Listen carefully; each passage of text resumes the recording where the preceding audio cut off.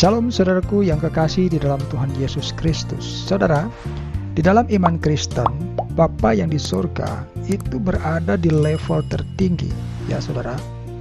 Di level tertinggi artinya tidak ada hal lain yang lebih tinggi posisinya, yang lebih tinggi levelnya daripada Bapa yang di surga. Lalu di mana posisi level manusia? Nah, manusia ini unik saudara ya. Karena apa saya katakan unik? Yang pertama, manusia ini diciptakan oleh Bapa yang di surga dengan unsur tanah, ya, atau dari unsur tanah. Nah, kita ketahui sampai dengan hari ini, tanah ini kan menjadi pijakan ya saudara, ya. Bahkan kita pakai sepatu, pakai sendal, ya injak tanah.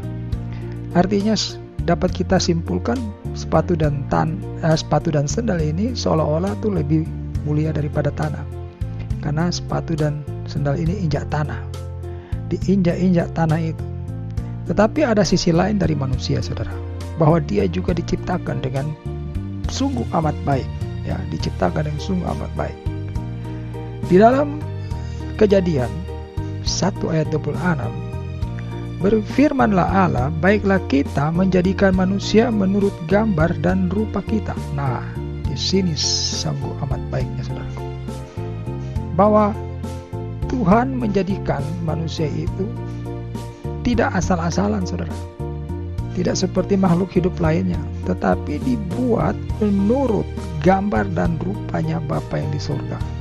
Ini sungguh mulia dan istimewa saudara. Kalau hari ini manusia masih bergelut dengan dosa-dosanya, itu tidak serta-merta menghapus sifat yang sudah disampaikan oleh Kejadian 1 ayat 26 tadi, bahwa kita diciptakan menurut gambar dan rupa Bapa di surga. Apakah saudara pernah melihat ada orang berdosa lalu dia berubah menjadi sesosok binatang gitu, mukanya jadi muka monyet misalnya? Tidak ada ya saudara ya. Kita tetap berwujud manusia yang ganteng ya tetap ganteng ya. Bahkan yang kita bilang tidak cantik, tidak ganteng pun itu sebetulnya istilah yang salah. Karena tidak ada yang diciptakan dengan buruk ya. Semua diciptakan dengan sungguh amat baik menurut firman Tuhan. Maka kita akan bicara lebih lanjut lagi. Bagaimana hubungan manusia dengan Bapa yang di surga ini? Hari-hari ini sedang ramai, ya. Seseorang sedang diperkarakan karena ada yang tersinggung, karena keyakinannya dinista dengan sebutan yang tidak berkenan ya barangkali, sehingga itu diperkarakan secara hukum. Lalu ini banyak kali kita dengarkan sebagai suatu pembelaan ya terhadap Tuhan ya mereka.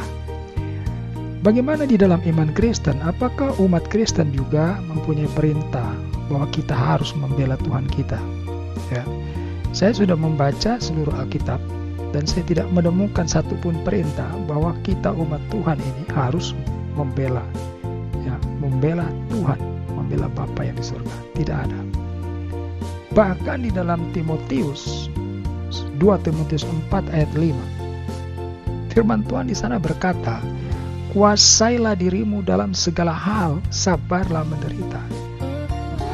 Dikatakan kuasailah dirimu bukan terhadap satu dua hal, tetapi segala hal, saudara. Artinya kalau kita disuruh menguasai diri, ya, yang sederhana aja, kita tidak boleh baperan, tidak boleh gampang tersinggungan, tidak boleh gampang marah.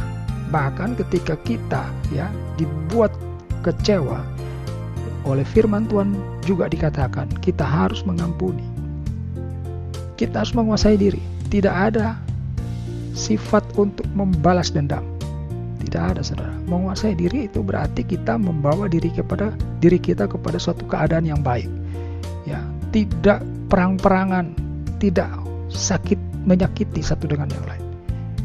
Ini yang dimaksud dengan kuasai diri saudara ya. Dan ini bukan cuma kuasai diri dalam satu dua hal, tetapi segala hal.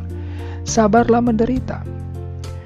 Artinya sekalipun kita di dalam posisi menderita, ya, tidak boleh tercetus ya kita untuk melakukan sesuatu yang ofensif, yang sifatnya menyerang, menyakiti orang lain, merugikan orang lain.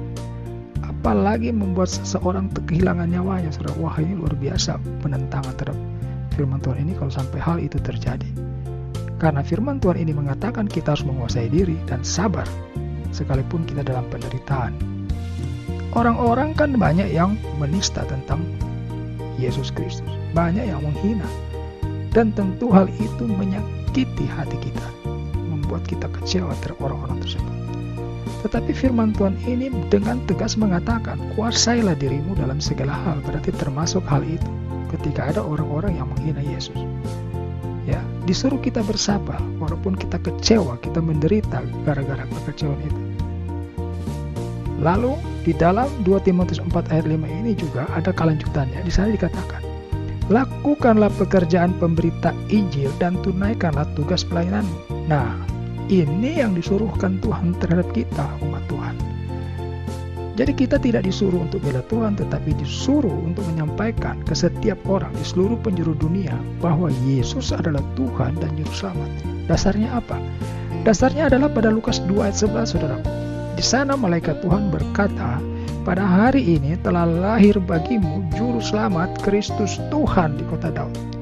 Jadi yang mengatakan Yesus ini adalah Juru Selamat dan Tuhan bukan manusia, saudara.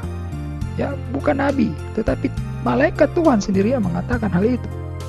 Nah, inilah yang tugas kita, saudara. Kita harus menyampaikan, mengingatkan kepada setiap orang. Jikalau engkau membutuhkan keselamatan, maka Yesus adalah Juru Selamat itu.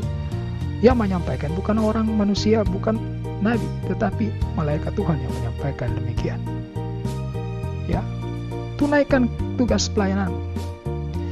Kita di sini melayani sesama manusia. Jadi kalau kita ya ada di lingkungan orang yang sedang menderita, sedang kekurangan, sedang bersusah hati, kita hadir di sana, saudara, sebagai orang yang menolong mereka. Ya, jikalau kita berada di tengah-tengah orang yang sedang berselisih, maka kita hadir di sana sebagai pembawa damai, saudara. Itulah tugas-tugas kita, saudara. Banyak hal yang kita harus lakukan mengenai tugas pelayanan ini. Ya, apakah kita tidak boleh merasa tersinggung dan marah kalau Yesus itu dihina? Tidak perlu, saudara. Karena kalau Yesus tersinggung, kita pun tidak tahu. Apakah saudara bisa tahu kalau Yesus hari ini tersinggung dengan ucapan orang-orang yang menghina dia? Tidak kan? Saudara jangan mengaku-ngaku tahu, ya. Asumsi itu namanya. Saudara tidak bisa tahu Yesus hari ini sedang tersinggung, sedang marah, tidak tahu, saudara. Nanti tiba pada waktunya, ya, di waktunya Tuhan, orang-orang yang menistakan dia, orang-orang yang menghinakan dia akan mendapatkan balasan daripada Yesus itu sendiri. Bukan dari kita umatnya, tidak ada perintah itu. Jadi Yesuslah yang akan turun tangan untuk membalaskan semua kejahatan orang-orang itu. Termasuk kita umat Kristen yang tidak melakukan perintah-perintahnya. Ya, jadi semua tidak terluput. Maka saudara, saya tegaskan kembali. Di dalam kekristenan, di dalam iman Kristen, tidak ada perintah untuk membela Tuhan. Tetapi perintah yang ada adalah kuasailah dirimu dalam segala hal. Kuasailah dirimu, garis bawahi, dalam segala hal. Ya, kemudian sabarlah menderita. Ya, jangan saudara lalu karena menderita saudara membuat aksi-aksi yang sifatnya ofensif, menyerang. Ya, membuat aksi-aksi yang provokatif. Kemudian lakukan pekerjaan pemberita Injil. Ini tugas kita, bukan tugas membela Tuhan, tetapi justru memberitakan Injil bahwa di dalam Yesus itu ada keselamatan. Lalu tunaikanlah tugas pelayanan. Kita aktif di tengah-tengah lingkungan masyarakat, orang-orang di sekitar kita, untuk membawa kebaikan kepada mereka. Itu yang diajarkan atau yang dipercaya di dalam iman Kristen. Jadi saudara sudah paham hari ini? Kembalilah untuk melakukan firman Tuhan ini di dalam 2 Timotius 4 ayat 5. Ya, terima kasih saudara sudah mendengarkan pemberitaan firman Tuhan kali ini. Kita jumpa kembali pada pemberitaan firman Tuhan lainnya. Haleluya. Amin.